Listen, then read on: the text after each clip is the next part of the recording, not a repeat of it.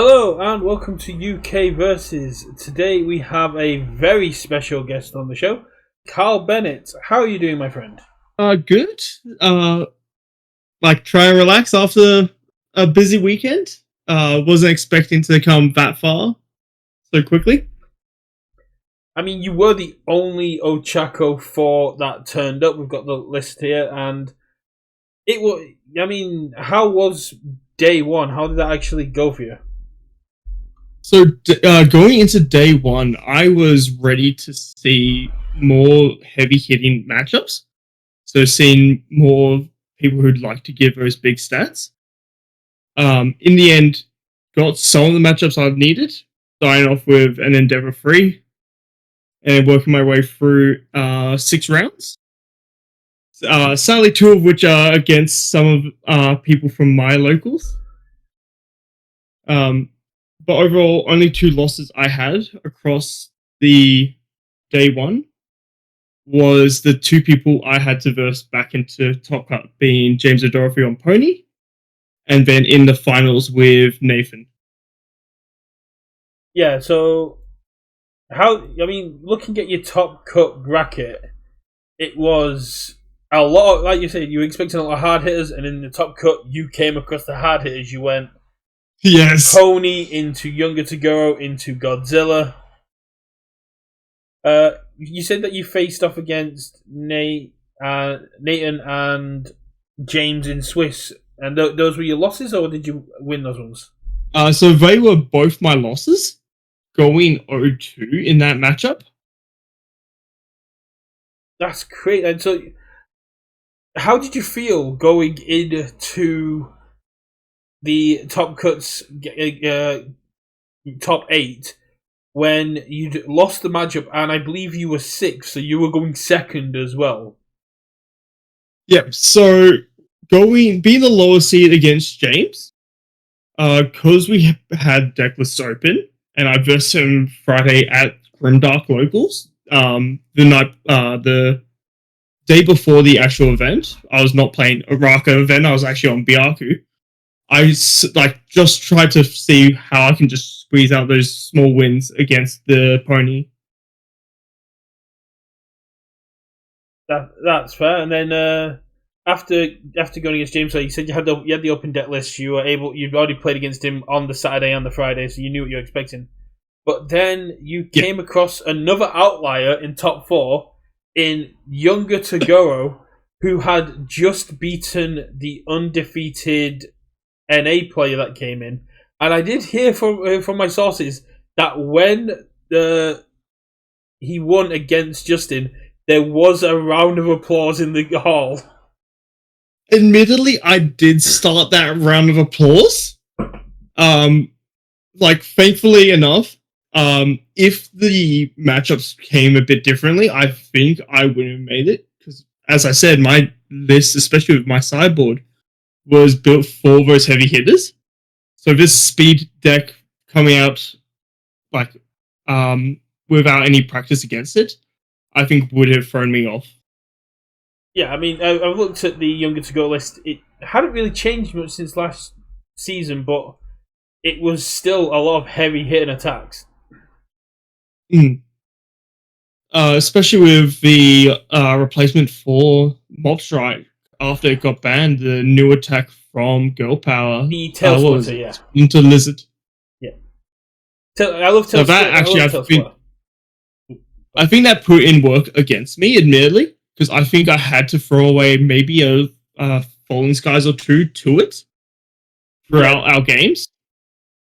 Yeah, I mean, it does work, and it's. I think sometimes making your opponent choose can be more rough than the randomized, because you're certainly when I have to keep my block, so I have to lose these really good attacks. Yes. So you were just saying that if the cards had fallen differently and you up against Justin, did you come across Justin in Swiss at any point, or did you get a chance to look at how he was playing? Sadly, gratefully, I avoided him throughout Swiss and Top Cuts, but I have stood next to him while he was in practice games with my buddy Joshua Miller. he was actually giving him practice games before day one Swiss started. And how do you think you would? Are you saying you might have struggled against it, but how do you think that would have gone down with aggressive Ochako versus equally aggressive Rodan?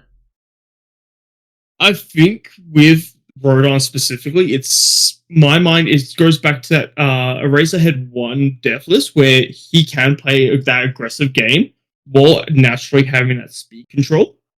So while having like just that control of the game, I think I would have had this bigger struggle throughout that matchup. So when you saw that Younger to Go had taken it out, I bet you must have been a bit happier because you, like you said, you deck tech for the heavy hitters.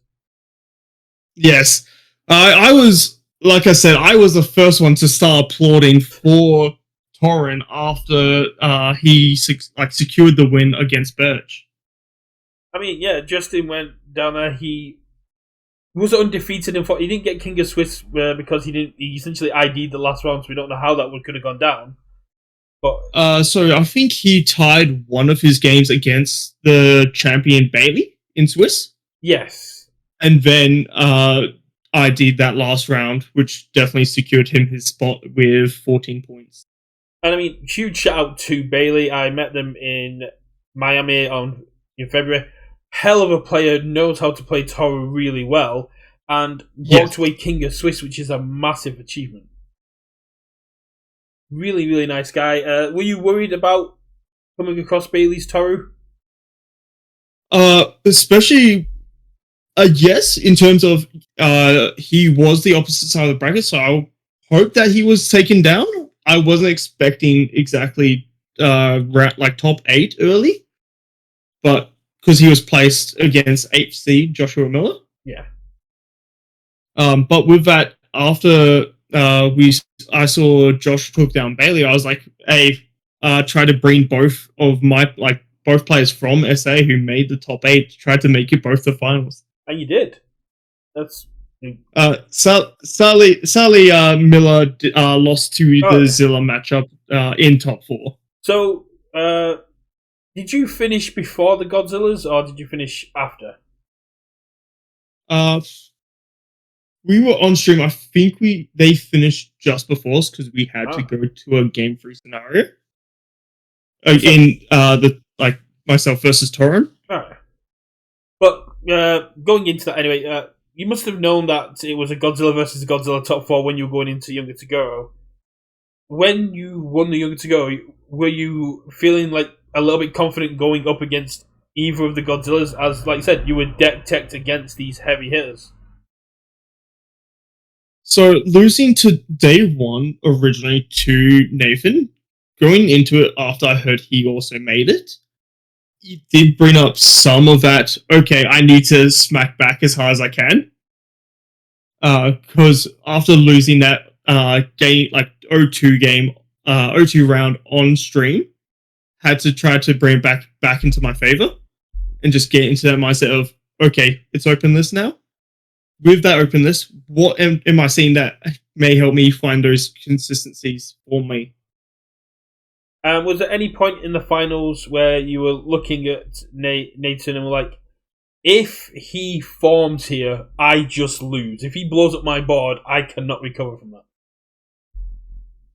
Going into that last turn, so we did, myself, Zane, the head judge at the time, and Nathan, I think we all agreed that turn before I secured the win, he should have taken that form, because my hand was already, I think you get to see it at the end of the game with 2 referee juries and 2 extra attacks. I think I would have had to poke, maybe get a draw if I could have, and then passed. So that would have been an absolute game changer. It's the hindsight's 2020. Yes. So before we move on to the deck, we've talked about the event, but let's talk about yourself. How did you get into the game, and how long have you been playing?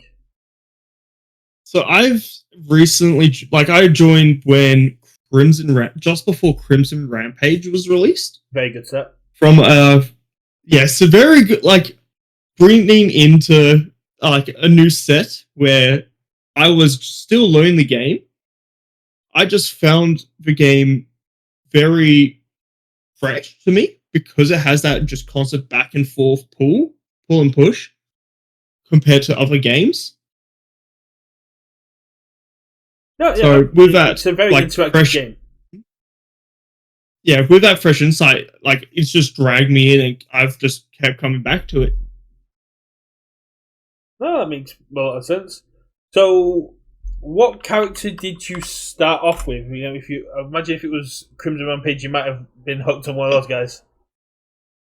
So originally I started looking at playing with Eraserhead. Ooh. So starting off with that, I think it was the first deck I picked up was a Death Eraserhead that one of my local guys built. And so with that, fell in love with the character, and then like me and one of my mates, we just constantly was just looking at lists that were Andrew Holder posted at the time, to just start building a fresh list for myself.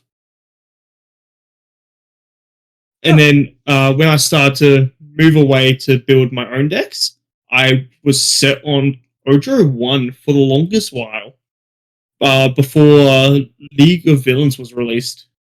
Oh, Ultra 1, I've played against a couple of them. It's a really cool choice. There's a lot of very cool interactions with face downs and that you can get away with Ultra 1. Yes.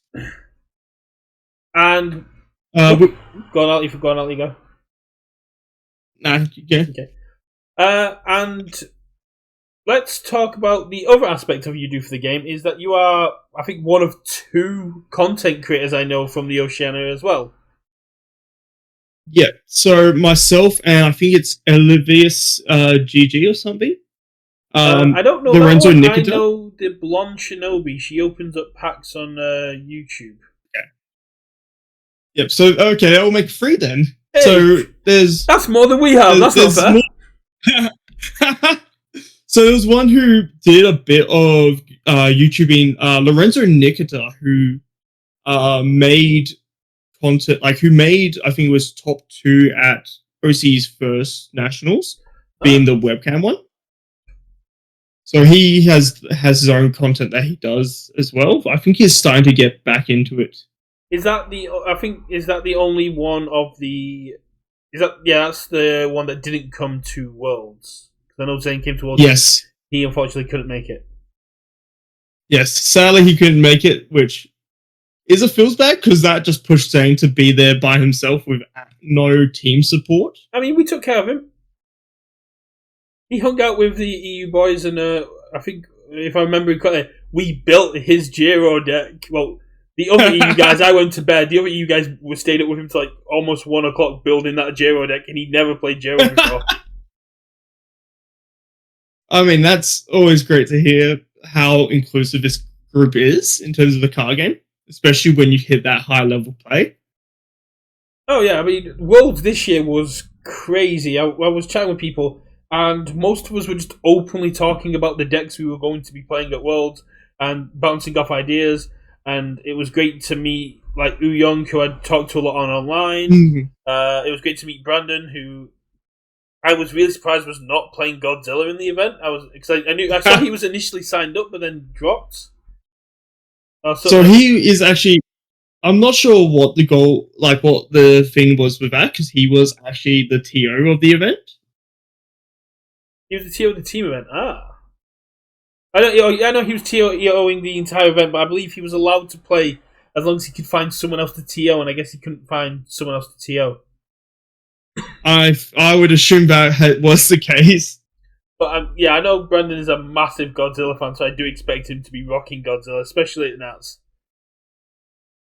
I mean, we'll see how he goes, because honestly, there's just some phenomenal players which I think haven't captured the spotlight in the OCE region yet. Well, that's just it. I mean, I think a lot of the events in New Zealand make it very hard, because Australia's already hard to travel around. Everything's like a 10-hour drive to get from one city to the next. Having then to fly out to the island that's even further away to play in events is even more of a pain. And I feel like it's kind of like we have in the EU situation. There's a lot of good players that have just not had their chance in the light yet. And now with more events, with more streams with the fact that we have UVS coming to these events and talking with people. We might get to see more people highlighted, and I think things like what you're doing with your content now, where you're now streaming locals as well, is going to highlight a lot more players as well. Yeah. Like with locals here, I try to stream any of our local qualifiers, local championships, just to show, hey, this is what our local scene looks like. Sometimes it's maybe a Toga 4 that just sees play, or I think recently it was a Chronostasis or an Innsmouth gets played. I did see an Innsmouth on the list of characters that were being played, which is really, really cool.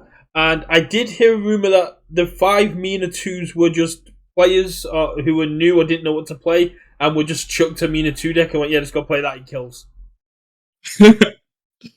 So I know one of them is an exception. So one of them was one of my players who was set on Mina 2 for I think, where did he jump back on? For like the past month. He jumped back into the game. Nice. And then we were like, he found it just, when you find that orange, you just smack them. And there's no need to like think about any other thing, except for maybe that survive turn 2 if you go second. Yeah, if you get a handful of 6 orange that all flip face down after they resolve, you kind of like, yeah, you're dying. Yes. And Mina 2 is one. Oh, you go. And that player sadly dropped, I think, after round 3 because every time he tried to attack, he was mainly checking the orange that he should be playing. Yeah, sometimes the event just doesn't go in your favor, and it's like, if I only check 1 red, you die, and then you check 3 red, and I was like, yeah, no, this just isn't my day. So, before we move on to the deck, because we've got to know you a little bit, do you want to, first of all, plug your channel, because that, it's a good thing to do, and then we'll talk a little bit more about the event, because I just remember there were a couple of questions I had.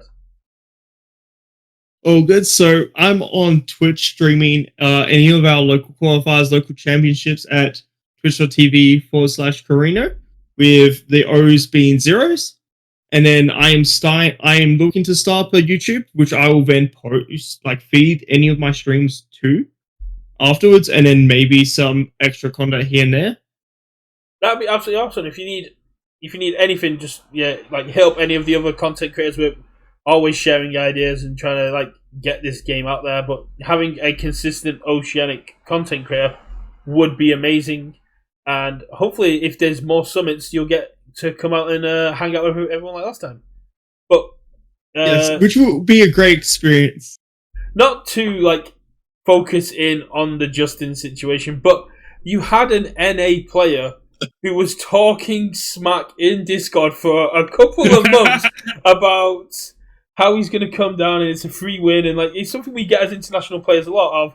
Oh, yeah, going international is just a free win. And did that motivate the Oceanic players a little bit, going, yeah, no, we need to take that guy down?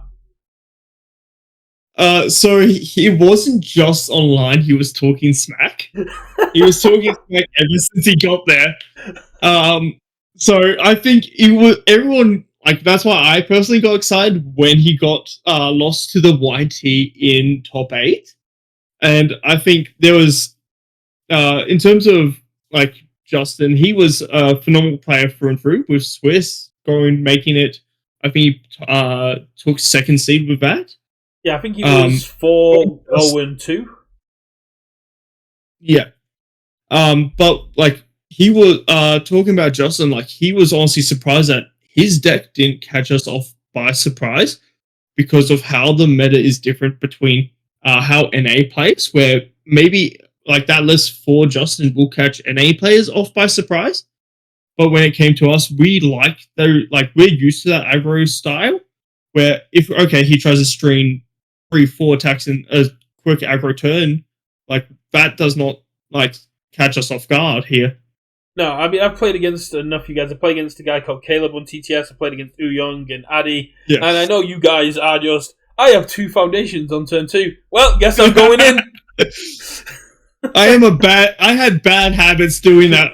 Like, I think on one of my stream games, I was greedy for it. I think against the YT, where I had, I think, 2 foundations crackened and then poked it with an additional attack, and then built out after that. I mean, if it goes well, it goes well, and that's what you want. But it's one of the things that, not that I was like particularly helping Justin, but we were talking about his deck, and the Dragon's Fortitude that he put in were suggestions from me because I was like, yeah, no, you need these. You need that reduction of damage. Yes, damage reduction in OCE is definitely always don't be helpful for you. Yeah, I didn't want to outright say, Oceanic play very aggressive and this is what you need to beat them, but I was like, you just need Dragon's Fortitude. Trust me on that, you need Dragon's Fortitude. I mean, have you proceeded to ask him on how much work it put in? What's that? Have you asked him on how much work Dragon's Fortitude has actually put in? I have not, because I'm saving it all because I have an interview lined up with him tomorrow to get his side of what was going on there. And it's going to be very interesting now that he was talking smack essentially the moment he got off the plane. Going into day 2, because we had to wait outside the venue for a bit, all of us were, I think myself and James were just like staring dead at each other, ready to rumble. And then there's just Justin there, ready to just take it all he was saying. I mean, yeah, it's the thing he's been saying on Discord pretty much for the last couple of weeks was he'll either win and it'll be funny, or he'll lose in the top cuts and it'll be funny. Either way, he's going to have fun, and it's a very cool attitude to have. Nobody wants to walk into an event going, I hope I lose it, so I get where Justin's coming from with that, I'm going there and I'm going to win.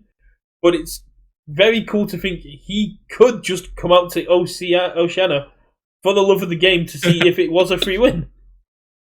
I mean, that's what you would like to see, but like as I said, there's so many hidden players in from the spotlight in OCE where honestly, where name may not seem familiar, can just crack you. I mean, I haven't seen my brother in ages, and he does live in New Zealand, so I could justify it.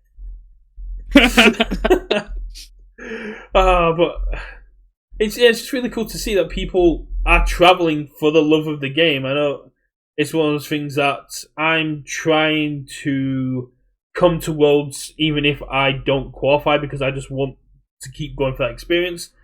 And it's something I hope we get more of, because I know UVS plans to come do some demos at conventions in Oceania this year, which is really cool. I know they tried in the UK as well, but it didn't quite pan out.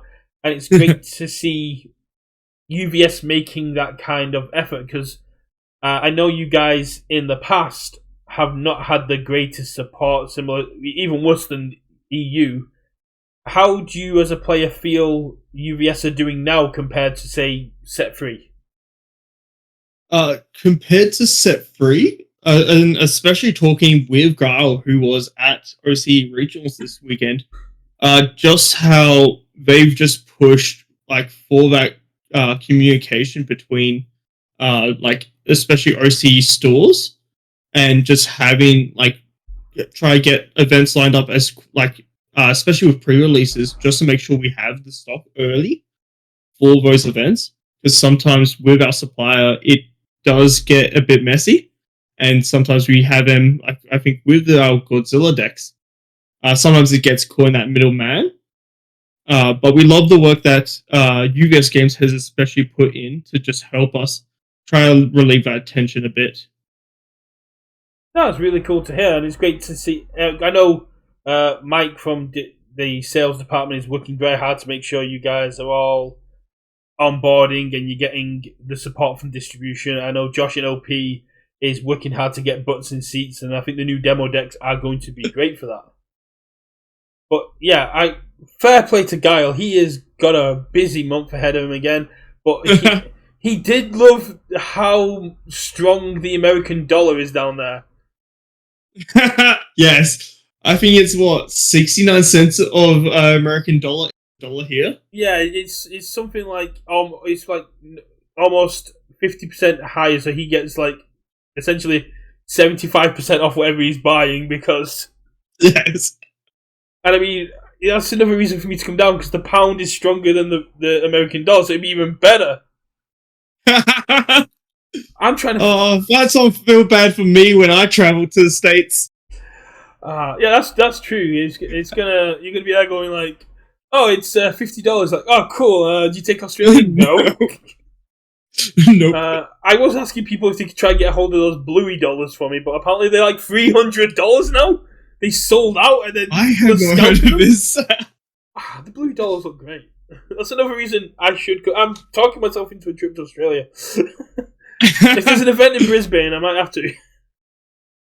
But I mean, hey, we do have a win your place at 8 for hire with Brisbane Nats or OCE.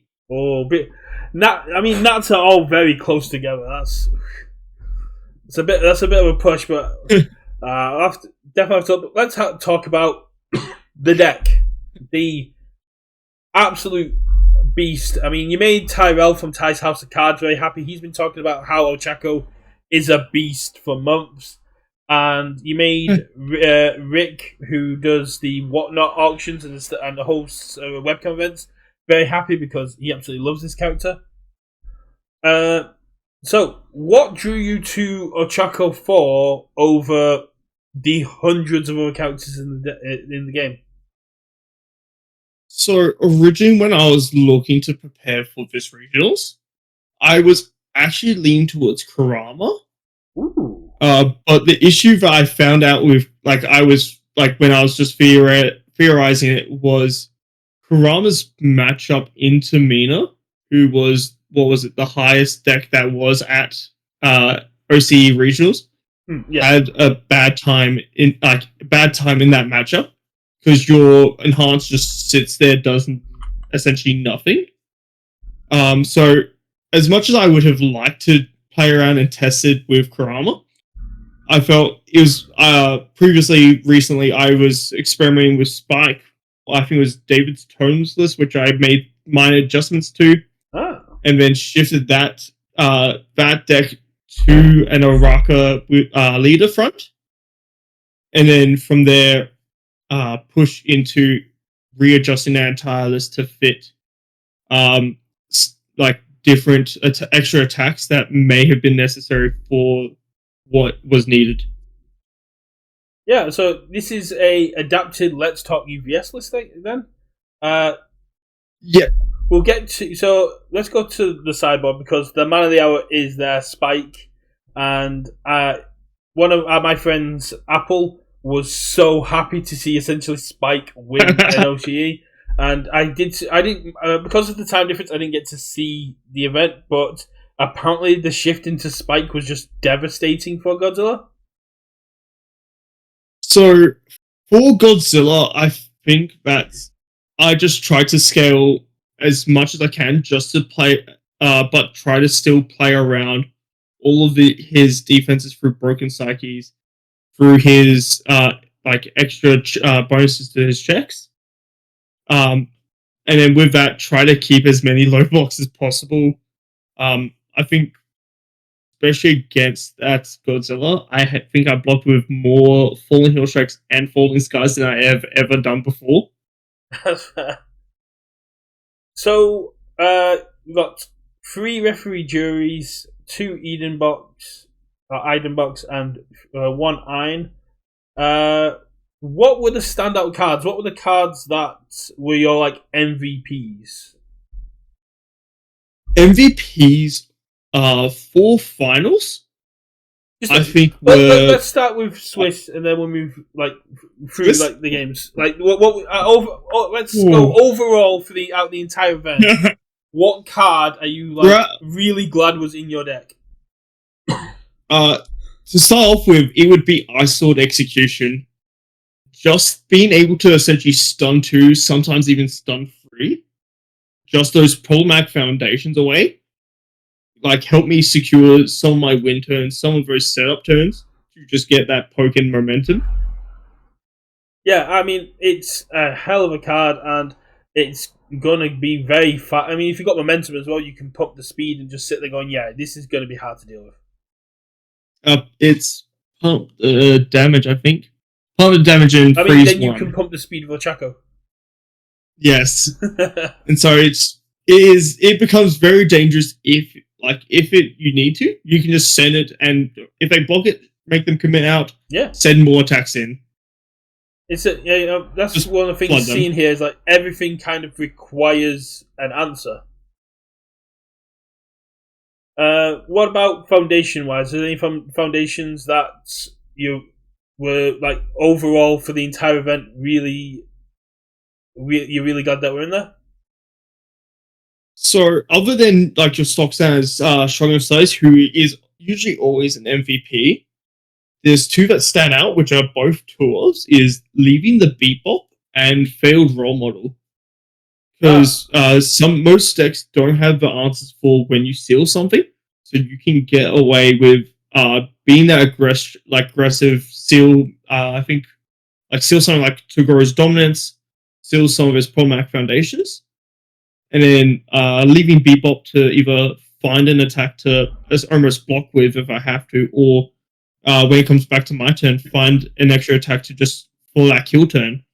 Yeah, it's a flip, so you don't lose the foundation, you lose the momentum, but you become a 7-hander for a turn, with a guaranteed attack. That's pretty decent. And if that attack hits, and then with Raka next turn, unflip, and then do it again. Yeah, you have got the Fallen Kill Strike, yeah. What about the opposite side of it? Are there any cards that let you down, or that really didn't do anything throughout the event, or was everything kind of working nicely within the deck? I honestly think everything was working nicely within the deck. Like, even some of the one-offs in this list actually put in work to save me. Fair enough. And then let's narrow it down a little bit. Let's forget about Swiss then. Let's go to the finals. In the finals, what card was your MVP? What card put in the most work? What card decided the game, in your opinion? For surviving in game one in finals, I think it has to go to Hungry for Fame.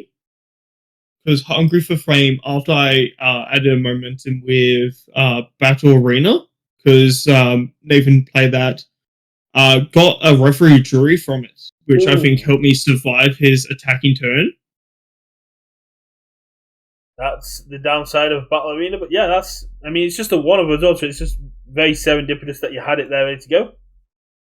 Yeah, had it there for just the turn after not being able to secure a kill or just to poke. And honestly, I think if without it, I think I would have actually lost that game because I didn't have that all the damage reduction I needed to survive. And on the aggression side, what attack or foundation was pivotal in the finals? In the finals, I think it goes to Fast Hybrid and Isolde, being that I will select something of yours, just don't have access to it. I will, I think in the finals, it was mostly get rid of that speed hate and then just push through their damage reduction. Yeah, that makes a lot of sense. And once it's in your momentum, you're getting even more speed, which is really, really good. So, yeah, the one of Hungry for Fame was something that caught my eye, but you've kind of... Only one of Quick Response. So that's... Usually see a lot more of those, especially because it's got such good deadlock. Because of how quickly OCE really plays, most of the time we aren't really hitting that deadlock stage. And then with that, I think there was only one game where it actually occurred, being in that top 8 round. But just because I already give innate stats, I think it was safe to just have it so I don't debuild myself too much because I already run stuff like Weapon Clash in the deck to then survive those turns. Yeah, I mean, I guess that kind of makes sense. So you're saying the Oceania meta is very, very aggressive. You guys go in turn 2 no matter what, so you don't have to worry too much about deadlock. Yes. Leaving Bebop very, very cool. The high package is always really cool. Yeah, I mean, it's just a very good all-round deck. It seems like you put a lot of time and effort into making sure everything is synergistic and it runs really well. The sideboard looks like you've got some decent throw, hit, and control.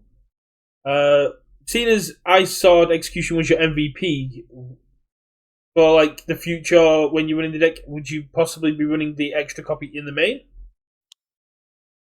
So originally, when it came to the deck's design, I wanted to have 3 Ice Swords, but decided against it for problematic assets in game 1, such as Cape.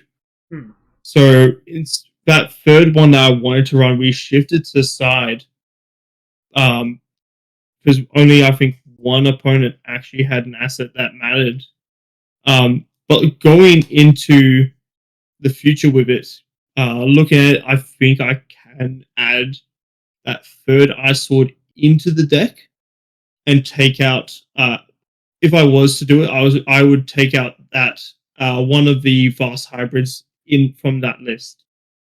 No, and so you just swap it for the Vast Hybrid going to the side. Yeah. So most of my games when I sideboarded, if I noticed they didn't have any asset usage, I would take priority of. I will take commit the most I can from your board, rather than just freeze one. No, that makes perfect sense. The Gory Stab, I assume, is in there for momentum hate, getting around things like Amajiki. Yeah, so Gorisabs was specifically added for that Amajiki matchup, which come to OCE, there wasn't any that showed up. But it does, but with that, Godzilla does take the strays from Gorisab that was made for Amajiki. Yeah, I mean, you need momentum as Godzilla to keep boosting your checks, and if there was Toga 3 is still a big threat out there, and it's still a great answer to Toga 3, so yeah, that makes perfect sense. Let's talk about Spike. So what situations were you switching into Spike over Ochako? So originally Spike I added for the sake of playing that long game. I was ready to verse in case if I didn't have those heavy hitters that I'm versing, and I had to play that grinding game against like a Momo 3 or something. That's when I was running Spike. Like why I added Spike into the list is for those grinding matchups. Makes sense. So that's why you switched with Godzilla, because you knew you had to play a bit longer. You weren't going to be doing 34 turn 2. In Swiss, what kind of matchups did Spike come out with there? Because we don't know all the opponents from Swiss, do we? I actually, who did I send a list to? I sent someone a full list of who I versed. So, I think it was actually Keandre, to be honest. Because we were just talking afterwards. Yeah, yes, it was Keandre. But I only sided in Spike, I think, twice overall in Swiss. Maybe 3 times. I don't remember against women. That's fair. But yeah, so I think I brought him in game 2 against the Earthzilla, being Joshua Miller, and then into final round against a Toga 4 list. Ooh. I do like Toga 4. One of my friends has been playing it religiously, and 6 hand-sized women should not be a thing. Especially if you can double woman in that deck. They play the Randos. Yeah. It is not. It was. I like every time he was one of my boys, so every time at locals, I was like, especially with the Raka, I was not having a fun time. And then going into the 6th round versing him, I knew I had to put it all on the line for that win. the last time I went to locals, I was playing Midnight 2, and I went up against Toga 4, and I just built like 16 foundations going, yeah, you're not killing me. And then we ended up tying off a Decay Awakening. He just went, yeah, no, I'm blowing up the board. I was like, I don't have my showdown. That sucks. But yeah, it's really cool. You got, I imagine the face shield is for throw decks and other things like that. Throw decks in any of those, sometimes I would actually take out some highs, especially against that low Zilla matchup, where I need to have that extra. I'm not taking half damage where he's already put like 10 damage on it. Yeah. So it's just for that more survivability across all his attack zones, which was just lows. Yeah, what about the condescending explanation? You've got it as a one-off. When did that come in? So that came in for like the during top cuts against those decks where like you have that one problematic attack that I really need to deal with early before it gets out of hand. So in top 8, I sided it in against Pony to deal with Horn Dash Hammer. Yeah, that makes sense. Yeah, so the list seems really, really solid. And like, how did you feel going into top cuts, essentially being 4-2, and knowing that the 2 people you lost to were in there as well? So going into like end of day 1, going into day 2, I honestly, as it is my first top cuts, I just had all this energy of like, okay, I need to know what I'm doing straight off the bat and not give him any ground. So with that, I tried to look back and find James's list as soon as I could, just to say, okay, these are cards that I need to deal with almost instantly. So such as that Hornash Hammer. Sometimes I might need to block their value pieces, such as Electric Moth, but that isn't too big of a threat in itself. And just try to find that balance to deal with, especially that matchup. No, that makes sense. So, looking forward, I guess, how are you? Are you excited for Attack on Titan? Looking forward, like, personally for me, I don't really gauge the cards until I physically have them in hand. Like, if you, for example, like when you see me check, you see me literally place it on the card till I pass or fail it, just so my brain can just make sure, okay, this is how I'm doing it. And so sometimes I may see a card on, like when they're when they're shown off, yeah, but I will not gauge its full capacity until I have it in hand. Which sometimes isn't the best thing, but something that, as a player, like you don't see potential until like I have in hand, where I could possibly come out with something like this. I mean, but with go on, I'll let you finish. Yeah, but with Attack on Titan, from what Karl said, we haven't seen anything yet, and we've seen some like Americans have said some of the characters are absolutely amazing. With us OCE players, we were a bit underwhelmed, but it's like if we haven't seen anything yet to Karl's standard, then there's much more to come around, which honestly is exciting as a player to see. I mean, yeah, I've seen a couple of extra characters as well from the summit, and there's still some very, very cool stuff to come. Distributors have leaked a bit of information, but I'm not allowed to talk about it, which is very, very cool. But I mean, I'm really excited. I think I'm not the biggest fan of the IP, but the work that's gone into it, and the work that's gone into adapting Attack on Titan into this game, feels like they have taken they've taken all these massive risks to make Attack on Titan feel part of the game, but also make the game feel part of Attack on Titan's world. I'm excited to rock up to locals with Smiling Titan and Thermal Blast and go, here's my 16/16 that blows up 13 foundations. I can definitely see Oceanic players trying to do that turn 2. Looking at Thermal Blast, as a deck that I love my face downs personally, he is a frightening card to see coming into the game. Yeah, I mean, just that whole ruin mechanic. Spike and Ochako were on my list of like gets destroyed by ruin sort of thing. I love the Attack Titan. I think the Attack Titan is very cool. You play it as an 8 diff once, and then it's a 5 diff 7/7, I believe, or 5 diff 8/8 every single turn, which is really, really cool.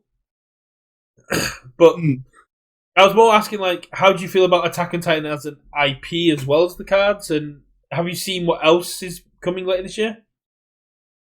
As a IP for Attack on Titan, I haven't been invested into it. Like, I've read maybe the first chapter or 2 of the manga, but I haven't really pushed into it as a franchise to look into. I mean, that's fair. I've been making YouTube shorts where I take the manga panels and they turn into the cards, and I have looked at the first 50 chapters like 60 times now, and I still haven't read a single word. But looking at the future, we've got Attack on Titan 2, which I guess is the same level of hype for you. But what about the Dark Hero arc, Tekken 8, and Star Trek Lower Decks? How are you feeling about those 3? So, for the My Hero one, I am intrigued on how they bring to life that arc of how Deku a vigilante side of himself. That, honestly, watching Season 6 of MHA and seeing that come to life is just an exciting part for me. In terms of Tekken and Lower Decks, I've had co-workers who are Star Trek fans. I try to push them into buying the decks to see if they will join or even just get them for collector's purposes. But overall, for myself, with those 2 IPs, I'm excited to see more IPs come into the game for the standard. Yeah. But personally, just like for me, like it might be something that I push into because of Universus. Like when, for example, when Yu Yu Hakusho was released, I watched. I had zero knowledge of the IP entirely until after. I think it was like a month after that set was released. Yeah, I mean, I'm really glad we're moving away from this My Hero identity and more into a Universus identity. I'm very excited to see Dark Deku and the flips and like the flip effect for him, which is going to be very, very cool. The Star Trek stuff, the fact we're getting the transporter like foiling on the cards, so they look like they're being transported onto the ship, it seems really, really cool idea to me. I'm also excited for the potential of backups. The biggest example I've been saying is Toki Army 3 needs a backup Dark Shadow. That to me would just be perfect. That would be, honestly, just how backups may just affect this game. Honestly, maybe even in a good way that I think some of my players are like ready to see how it pushes the boundaries of how this game can run. Dan, they were announced in the article. If you go to the bottom of the article that announced like the Star Trek Lower Decks package, the foiling that makes them look like they're being transported onto the Sorrentos was part of like the article. I forget the name of the actual like style where you could like the image changes when you move, because I suck at that stuff. But I'm backups. I know a lot of people. I mean, initially I was just like, the game doesn't need planeswalkers. It's very, very silly, and I've just edited like a massive crossover content creator thing we did in Vegas where I was just not exactly down on planeswalkers, just be like, I don't think they're needed. And now actually looking at them more after processing it and looking at their future and their potential, it can be so cool. And the fact that we're not just seeing like one-off little titans. We're seeing the characters coming in as backups, which means we may in the future be able to form teams. We may have a Ochako character who's backed up by Deku and Ida, and you get like this full-on like proper teamwork play, which seems really, really cool. Twice clones as backups would be absolutely amazing. Yeah, Matt's got a good point there. I think. Is there anything else you would like to talk about or cover while you've got an audience? Well, apart from your usual audience? I think that has covered the deck list, and honestly, only thing I have to say about the event itself was big props to Grimdark Gaming for running it, and honestly, from that front end of being a player in it, how smoothly it ran between each round. Oh, that's one thing I could ask you, because I completely forgot about that until my head did it. What are you going to spend your $500 on? Because there was a cash price honestly, for this one, wasn't there? There was. Unsure at the moment. It will probably go back into Universus, to be honest. It will probably go towards a case for Attack on Titan. Yeah, I love the idea of Brandon Green. Here's a check for $500. Like, okay, 1 case of Attack on Titan, please. That's pretty cool. Yeah. Big shout out to Brandon and Grimdark Games. If you are in the area, go check them out. They've got a very cool team. They've got Zane and other top Worlds players down there, and it looks like they've picked up another Worlds player now. So I'm actually not a Grimdark player. Yes, they're coming for you now. They're coming for you. I mean, Zane has asked me if we just create a super team for OCE. Yeah. I mean, going into Worlds. I mean, you might as well. Grimdark Games just picking everyone up would be kind of like the unfun of Oceania.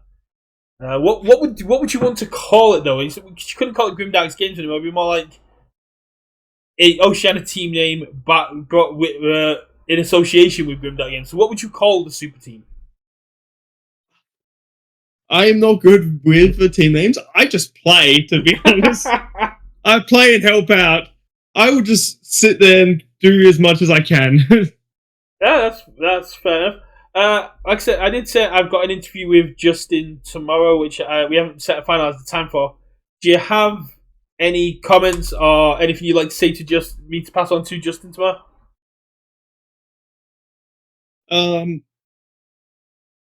I think the YT was a fun matchup, and I hope he enjoyed it. I legitimately thought you were just going to start clapping. Hey, you can do that as well. So, big shout out. Hope to see you at Worlds in February. I'm hopefully going to be there regardless to get content. If you weren't here during the self-plugging part, do go check out Corino on Twitch and hopefully on YouTube soon. Huge congratulations for the win. Can't wait to see what you come from, and I hope that now that you've got this win, that you're going to get the YouTuber. The first thing is going to be Oceanic win a deck tech. Thanks to everyone who was here watching, and I'll let the champ sign off. Thank you very much. Have a good night. Have a good night. See you later, guys. Bye.